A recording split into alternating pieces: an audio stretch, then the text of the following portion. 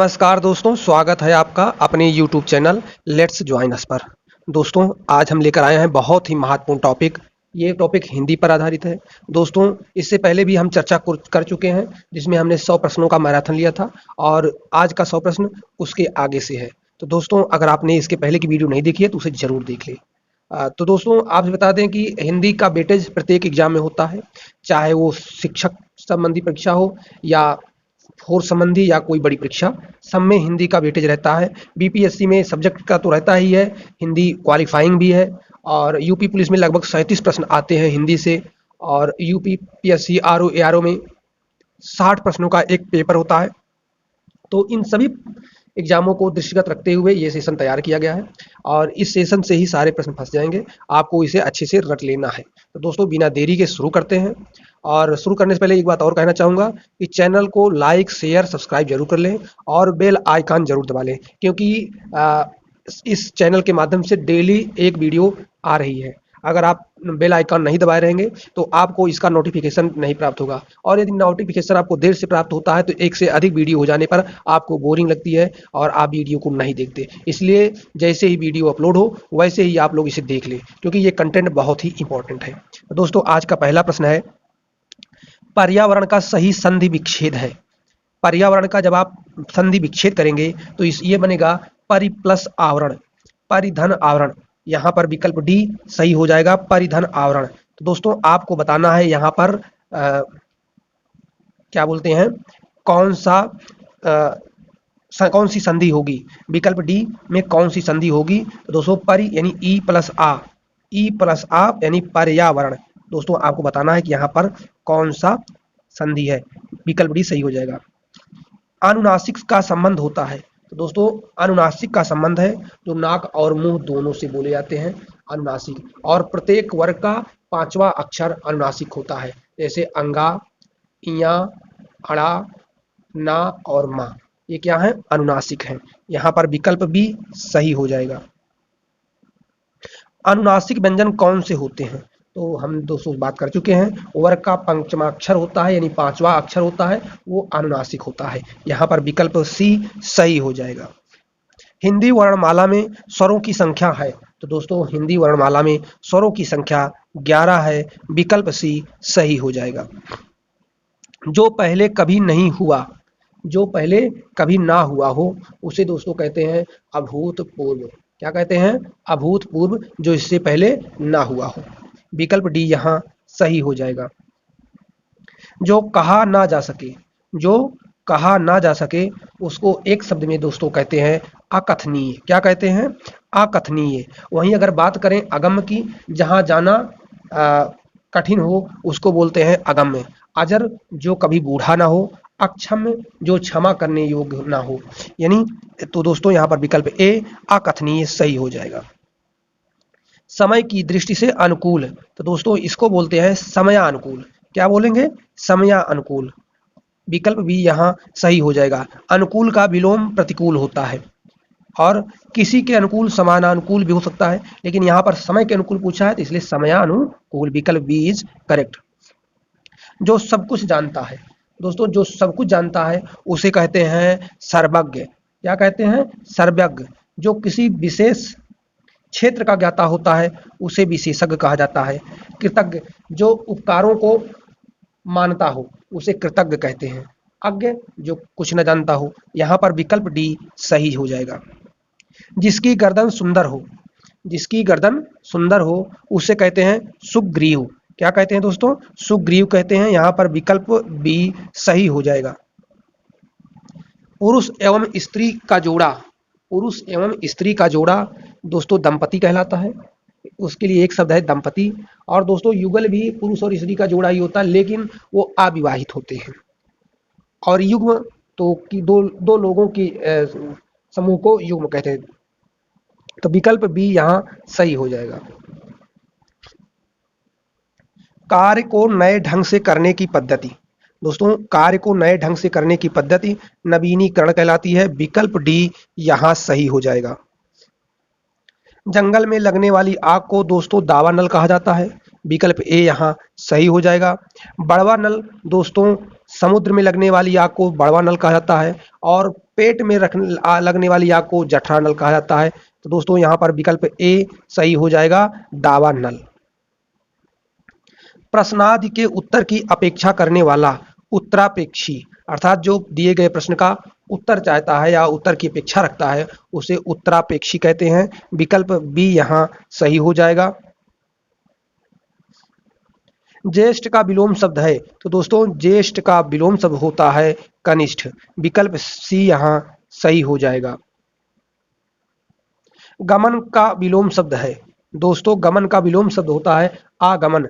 कुछ शब्द ऐसे हैं जिनका विलोम आ उपसर्ग लगाने से बन जाता है या आगे उपसर्ग लगा देने से बन जाता है, जैसे गमन का आगमन। विकल्प डी यहाँ सही हो जाएगा।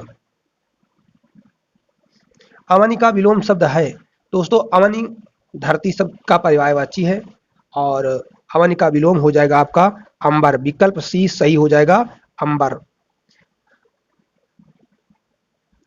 हे सबका विलोम शब्द है, हे का मतलब होता है त्यागना, हे का मतलब होता है त्याज्य योग या त्याज्य। तो दोस्तों हे का विलोम हो जाएगा ग्राह्य। विकल्प सी यहाँ सही हो जाएगा।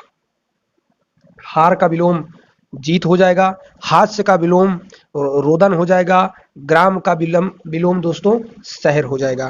तो यहाँ पर विकल्प सी ग्राह्य सही हो जाएगा।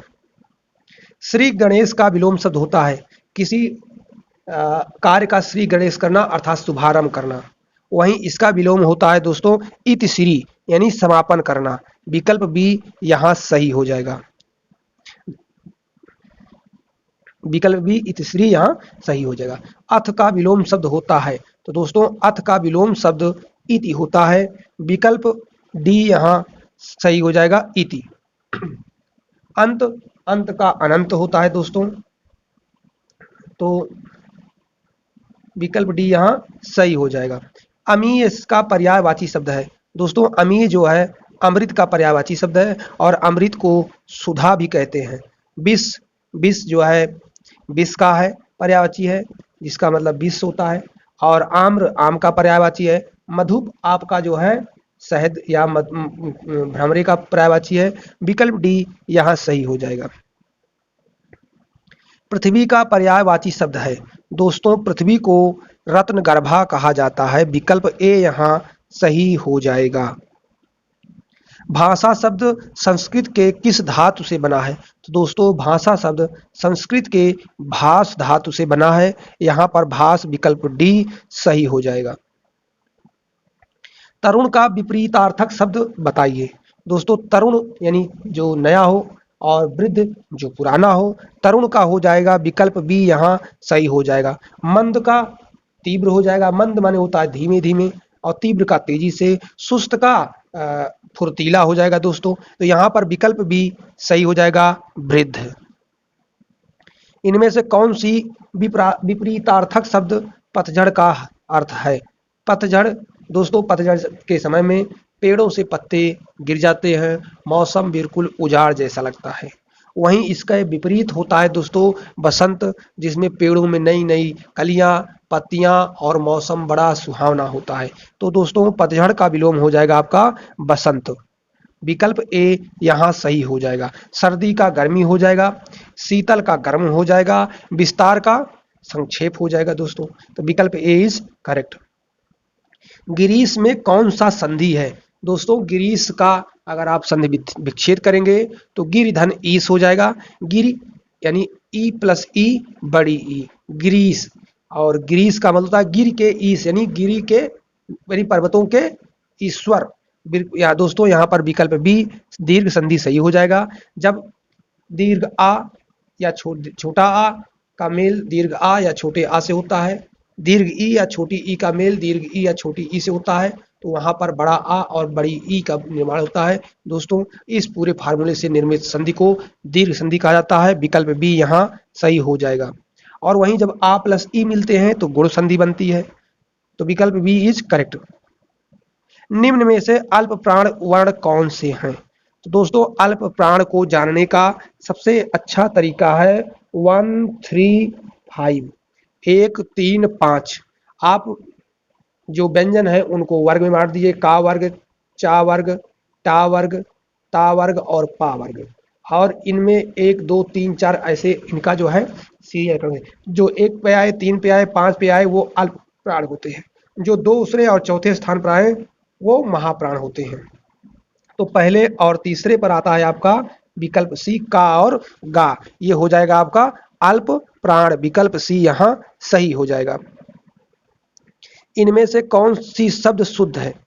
दोस्तों प्राण यहाँ शुद्ध है और प्राण बहुवचन भी होता है दोस्तों। पूछा गया है बार बार पेपर में। और बाकी सब इसमें अशुद्ध है। भस्म नहीं भीष्म होता है, हिंदू नहीं हिंदू होता है, और चिन्ह का आधा ना हा के बीच होता है। तो दोस्तों विकल्प डी यहाँ सही हो जाएगा। इनमें से कौन सी शब्द अशुद्ध है? तो दोस्तों यहाँ पर पुण्य नहीं होता, पुण्य होता है, यहाँ पर छोटे ऊ की मात्रा होती है दोस्तों, इस तरह होता है पुण्य। विकल्प बी यहाँ सही हो जाएगा, विकल्प बी अशुद्ध है। इनमें से कौन सी शब्द गलत है? दोस्तों नशा मद सही है, नगर शहर सही है, नारी स्त्री सही है, निशान, निशान में दोस्तों निशान जो है इस तरह से लिखा जाता है, इस तरह से, इसलिए ये गलत है, विकल्प बी गलत हो जाएगा। यहाँ पर विकल्प बी करेक्ट आंसर होगा। संधि कितने प्रकार के होते हैं? तो दोस्तों संधि मुख्यतः 3 प्रकार के होते हैं दोस्तों। संधि के प्रकार 3 हैं, स्वर संधि, व्यंजन संधि और विसर्ग संधि। विकल्प सी यहाँ सही हो जाएगा, संधि के 3 प्रकार हैं। दिए गए शब्दों में शुद्ध वर्तनी वाला शब्द कौन सा है? तो दोस्तों इन विकल्पों में से सिर्फ सी सही है, सुषुप्ति। सुषुप्ति दोस्तों सही है, बाकी सब गलत हैं, इसलिए यहाँ पर विकल्प सी सुषुप्ति सही हो जाएगा। दिए गए शब्दों में शुद्ध वर्तनी वाला शब्द है? तो दोस्तों दिए गए शब्दों में शुद्ध वर्तनी वाला शब्द है आपका स्रोत। दोस्तों स्रोत यहाँ पर सही है, बाकी विकल्पों को देखें तो सर्वोत्तम में ता के साथ हाफ ता लगेगा, यानी सर्वोत्तम हो जाएगा, सर्वोत्तम ये हो जाएगा। वहीं बात करें कीर्ति की तो कीर्ति होता है, यानी ये इस तरह होता है कीर्ति। वहीं बात करें दोस्तों संसारिक की तो सांसारिक होता है, ना कि संसारिक, सांसारिक। दोस्तों विकल्प सी यहां सही हो जाएगा। सिर तोड़ में कौन सा समास है? तो दोस्तों सिर तोड़ को मतलब होता है सिर को तोड़, यहां पर कर्म तत्पुरुष हो जाएगा, विकल्प डी। दोस्तों करण में करण से द्वारा, जैसे तत्पुरुष में विभक्ति के आधार पर तत्पुरुष का निर्धारण, तत्पुरुष समास का निर्धारण किया जाता है। सिर तोड़ को जब आप तोड़ेंगे तो हो जाएगा सिर को तोड़, विकल्प डी। महात्मा में कौन सा समास है? तो दोस्तों महात्मा को का जब आप विच्छेद करेंगे तो महान आत्मा, महान आत्मा बनेगा, और महान आत्मा की विशेषता बता रहा है, तो दोस्तों यहां पर हो जाएगा कर्मधारय समास, विकल्प डी। इनमें से अलंकार का कौन सा भेद है? तो दोस्तों अलंकार के भेद होते हैं 2, शब्दालंकार और अर्थालंकार।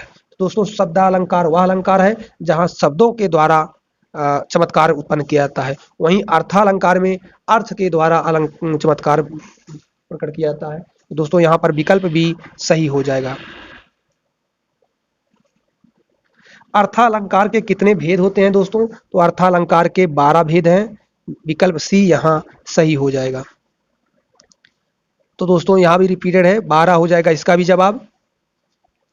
इनमें से रस का कौन सा भेद है? तो दोस्तों रस कितने हैं आप लोग कमेंट बॉक्स में बताएंगे, और रस का भेद यहाँ पर करुण रस हो जाएगा, रूपक अलंकार है। और दोस्तों करुण रस का जो स्थायी भाव होता है वो होता है आपका शोक। स्थान के आधार पर बताइए कि मूर्धन्य व्यंजन कौन से हैं? तो दोस्तों हमने आपको बताया था पिछली सेशन में कि के, टी, एम, ड ये 5 अक्षर हैं, और हमने 5 वर्ग, का वर्ग, चा वर्ग, टा वर्ग, ता वर्ग और पा बताए हैं। पहला वर्ग कंठ से, दूसरा वर्ग तालु से, तीसरा वर्ग मूर्धन्य से, चौथा वर्ग दंत से और पंचमा वर्ग ओष्ठ से है। दोस्तों आपका मूर्धन तीसरा वर्ग आता है और तीसरा वर्ग होता है आपका टा वर्ग। तो दोस्तों टा वर्ग के जितने भी व्यंजन हैं वो मूर्धन व्यंजन होंगे। टा, ठा, डा, ढा, अड़ा, ये क्या होते हैं? मूर्धन होते हैं। यहाँ पर विकल्प सी सही हो जाएगा। वहीं चा, छा, जा, झा, इया आपका हो जाएगा तालु से हो जाएगा दोस्तों। बात करेंगे का, खा, गा, घा, आपका कंठ से हो जाएगा दोस्तों। पा, फा, बा, भा, मा, ये आपका हो जाएगा दोस्तों ओष्ठ से। विकल्प सी यहाँ सही हो जाएगा। निम्न में से अल्प प्राण वर्ण कौन से हैं? दोस्तों हमने अल्प प्राण के लिए आपका 1-3-5 फार्मूला दिया था, यानी पहला, तीसरा और पांचवा व्यंजन अल्प प्राण होता है। तो इसमें पहला, तीसरा और पांचवा व्यंजन कौन सा है? पहला, तीसरा, का और गा। विकल्प सी यहाँ सही हो जाएगा। पा, फा, बा, भा, ये जो है आपका महाप्राण है दोस्तों। ता, था, ये भी महाप्राण है और सी आपका अल्प प्राण हो जाएगा। निम्न में से नासिक व्यंजन कौन सा है? दोस्तों नासिक व्यंजन प्रत्येक वर्ग का जो पांचवा अक्षर होता है वो नासिक व्यंजन कहलाता है दोस्तों। उसके उच्चारण के लिए नासिका का उपयोग किया जाता है। यहाँ पर विकल्प डी इया सही हो जाएगा। ये नासिक व्यंजन है। हिंदी वर्णमाला में अयोगवाह वर्ण कौन से हैं? तो दोस्तों हिंदी वर्णमाला में अयोगवाह वर्ण अंग, आह, विकल्प सी आपका सही हो जाएगा। यहाँ पर निम्न में बताइए कि किस शब्द में द्वित्व व्यंजन है? द्वित्व व्यंजन दोस्तों आपके दिल्ली में है। ये द्वित्व व्यंजन दिल्ली में है। विकल्प डी यहाँ सही हो जाएगा, क्योंकि एक ही शब्द दो बार आए हुए हैं और एक पूरा है और एक हाफ है, इसलिए इन्हें द्वित्व व्यंजन कहा गया। विकल्प डी सही हो जाएगा। निम्न में से कौन सा घोष वर्ण है? तो दोस्तों घोष, घोष और सघोष, घोष सघोष एक होते हैं दोस्तों और एक होता है अघोष। तो दोस्तों सघोष, सघोष या घोष दोनों एक ही होते हैं, दोनों एक ही हैं दोस्तों। और इनका सूत्र होता है 3, 4, 5, 3, 4, 5। इनका ये तीसरे, चौथे, पांचवें क्रम के व्यंजन होते हैं। तो दोस्तों यहाँ पर मास हो जाएगा, विकल्प सी सही हो जाएगा। वही बात अगर अघोष की करें तो पा हो जाएगा और फा हो जाएगा। तो खा जो है आपका अघोष है दोस्तों, ठा भी अघोष है और चा भी अघोष है। लेकिन माँ क्या है दोस्तों? ये घोष है और सघोष भी है। विकल्प सी यहाँ सही हो जाएगा। कौन सा अमानक वर्ण है? तो दोस्तों भा जो है अमानक वर्ण है। विकल्प सी यहाँ सही हो जाएगा। हिंदी में मूलतः वर्णों की संख्या कितनी है? तो दोस्तों हिंदी में मूलतः वर्णों की संख्या 52 है। विकल्प सी यहाँ सही हो जाएगा। छा ध्वनि किससे अंतर्गत आती है? शा। तो दोस्तों ये जो है का प्लस सा, तो इसे क्या बोलेंगे दोस्तों? इसे संयुक्त वर्ण बोलेंगे, क्योंकि ये दो वर्णों के, दो व्यंजनों के संयुक्त संयोजन से इसका निर्माण हो रहा है दोस्तों। तो ये संयुक्त वर्ण है। विकल्प डी यहाँ सही हो जाएगा। ज्ञा, जिसे ज्या पढ़ते हैं दोस्तों, ज्या वर्ण किन वर्णों के संयोग से बनता है? तो दोस्तों जा प्लस इया से बनता है। विकल्प बी यहाँ सही हो जाएगा। और दोस्तों इसमें देखना यह है कि जा आधा होता है, उसके नीचे रेफ हलंत लगा होता है, रेफ होता है दोस्तों, और इया। विकल्प बी सही हो जाएगा। अघोष वर्ण कौन सा है? दोस्तों अघोष, सा यहाँ पर अघोष हो जाएगा। विकल्प ए इज करेक्ट हो जाएगा।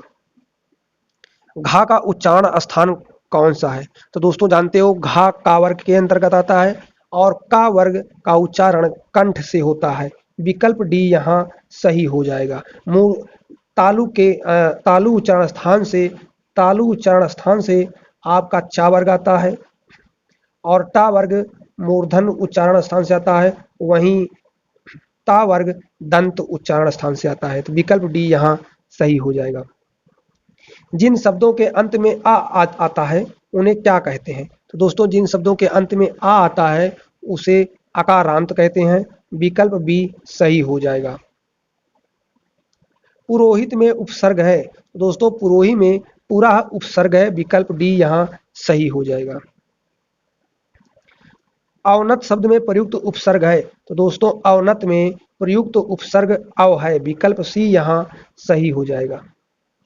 सावधानी शब्द में प्रयुक्त प्रत्यय है। तो दोस्तों प्रत्यय जो शब्द के पीछे जुड़ते हैं और उपसर्ग जो शब्द के आगे जुड़ते हैं। तो सावधानी में दोस्तों प्रत्यय की बात करें तो सावधान में ई प्रत्यय होगा, क्योंकि सावधान एक मूल शब्द है, उसमें ई जोड़कर सावधानी बनाया गया है। तो विकल्प ए यहाँ सही हो जाएगा। इनमें से कौन सा भाववाचक संज्ञा है? तो दोस्तों भाववाचक संज्ञा आपका बचपन है।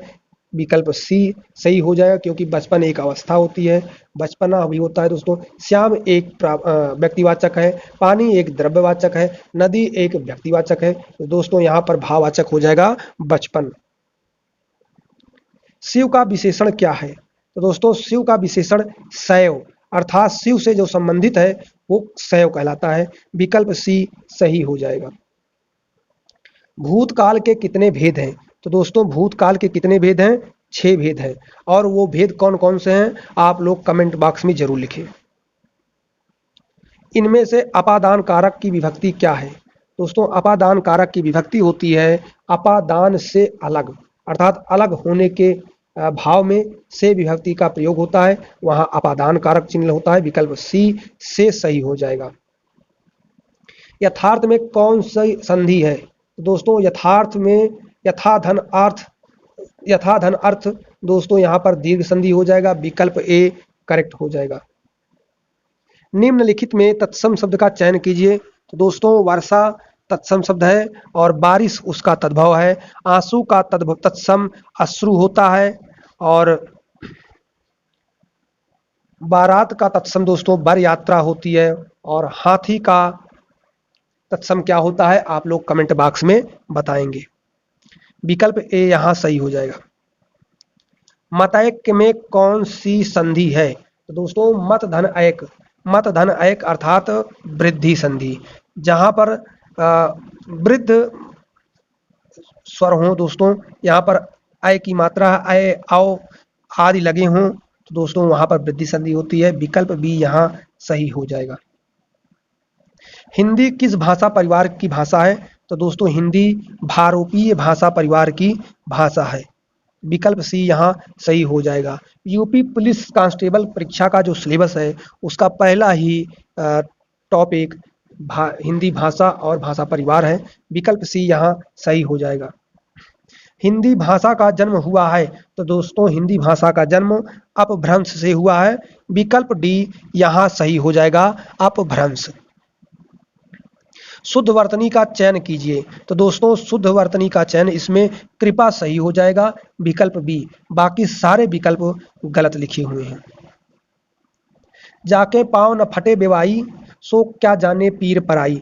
दोस्तों ये एक प्रकार का मुहावरा है, जिसके ऊपर बीतती है वही जानता है, दूसरा किसी दूसरे के कष्ट को नहीं समझ सकता। विकल्प ए यहाँ सही हो जाएगा।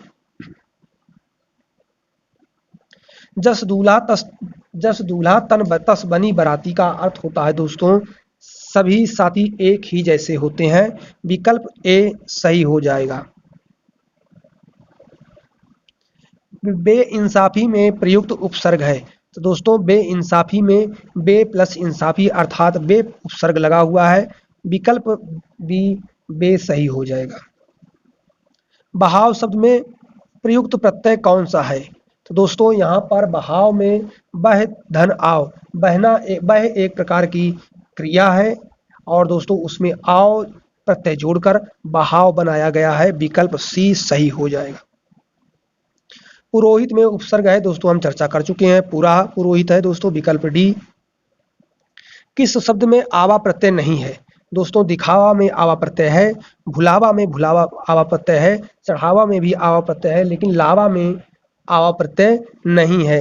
विकल्प सी यहाँ सही हो जाएगा। किस शब्द में उपसर्ग का प्रयोग नहीं हुआ है? उपसर्ग लाभदायक हुआ है दोस्तों, इसे पूछा गया हुआ है तो लाभदायक में दोस्तों लाभदायक में उपसर्ग का प्रयोग नहीं हुआ है दोस्तों। अपनापन, तो दोस्तों अपनापन में पन जोड़ा गया है। उपकार में उपसर्ग जोड़ा गया है। पढ़ाई में ई प्रत्यय जोड़ा गया है। यहाँ पर विकल्प सी उपकार सही हो जाएगा। निम्न में से किस शब्द में प्रत्यय का प्रयोग हुआ है? तो दोस्तों धनिक, धन प्लस इक धन प्लस इक, धन में इक प्रत्यय जोड़कर धनिक बनाया गया है। दोस्तों विकल्प बी सही हो जाएगा। निम्नलिखित में से किस शब्द में प्रत्यय लगा हुआ है? तो दोस्तों प्रत्यय लगा हुआ है जादूगर में, जादू प्लस गर, गर प्रत्यय लगाया हुआ है। विकल्प बी यहां सही हो जाएगा। किस शब्द में उपसर्ग का प्रयोग हुआ है? तो दोस्तों उपकार में उपसर्ग का प्रयोग हुआ है। पढ़ाई में प्रत्यय लगा हुआ है। अपनापन में पन प्रत्यय लगा हुआ है और लाभदायक में यक प्रत्यय लगा हुआ है। विकल्प ए यहाँ सही हो जाएगा। निर्वाह में प्रयुक्त उपसर्ग है। निर्वाह में दोस्तों निर प्लस वाह यानी निर्वाह। विकल्प सी सही हो जाएगा। निर प्रत्यय निर्वाह में लगा हुआ है। किस शब्द की रचना प्रत्यय से हुई है? तो दोस्तों अभियोग, अभी प्रत्यय लगा नहीं लगा हुआ दोस्तों, ये उपसर्ग है। अपमान, अप उपसर्ग है दोस्तों। बी प्लस याम, व्यायाम, बी प्लस यायाम। दोस्तों इसमें इनमें से कोई भी विकल्प प्रत्यय लगने से नहीं बना हुआ है, तो विकल्प डी यहाँ सही हो जाएगा। चिरायु शब्द में प्रयुक्त उपसर्ग है। चिरायु को आज जब विच्छेद करेंगे तो चिर प्लस आयु अर्थात चिरायु। चिर आगे लगा हुआ है शब्द के, तो दोस्तों हो जाएगा उपसर्ग। यहाँ पर विकल्प डी सही हो जाएगा, चिर उपसर्ग। किस शब्द में उपसर्ग नहीं है? तो दोस्तों ओढ़ना में उपसर्ग नहीं है।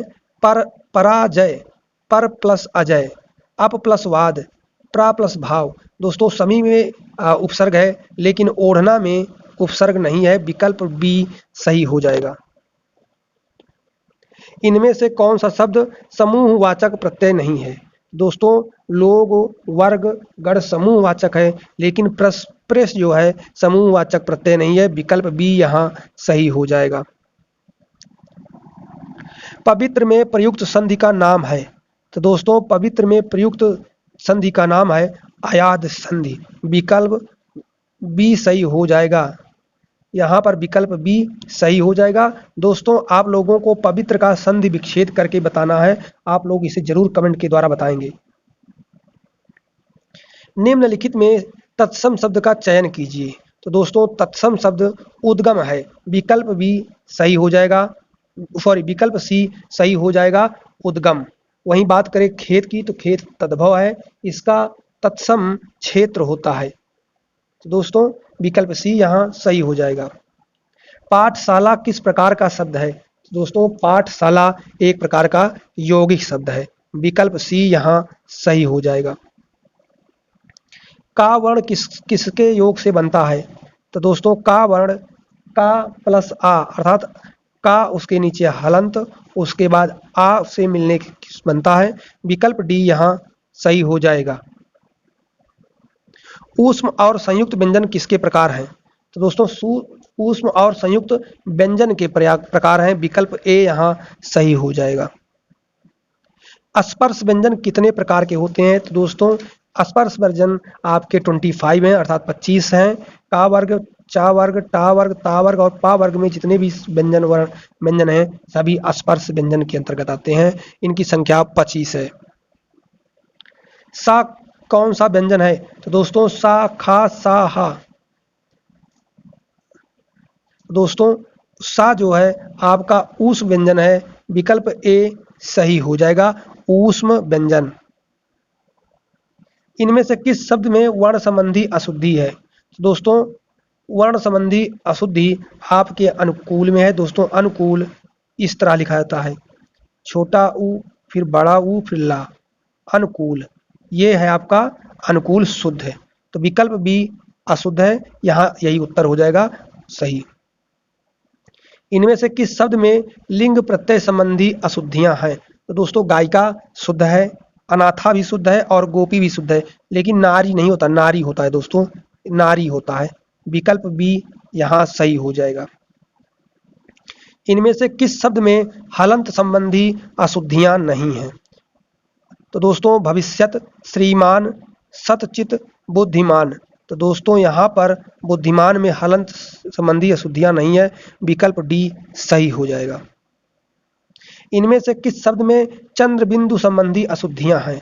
तो दोस्तों चंद्र बिंदु संबंधी अशुद्धि पहुंच में है, पहुंच में चंद्र बुद्धि नहीं होगी। विकल्प बी यहाँ सही हो जाएगा।